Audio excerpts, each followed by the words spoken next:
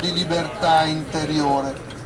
Portaci per mano fuori da noi stessi, oltre la soglia della nostra paura, verso di te e verso i fratelli, e fa che ciò di cui non siamo capaci possa essere il dono della ricchezza del tuo amore infinito.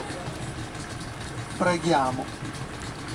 Ti ringraziamo, o Padre buono, per Maria, la Vergine che tu hai scelto per il tuo Figlio.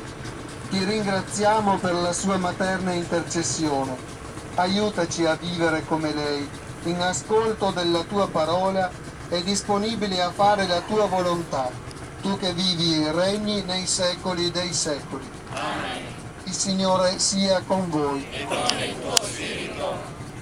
Per i meriti della beata passione di nostro Signore Gesù Cristo, vi benedica Dio Onnipotente, Padre, Figlio e Spirito Santo. Amen.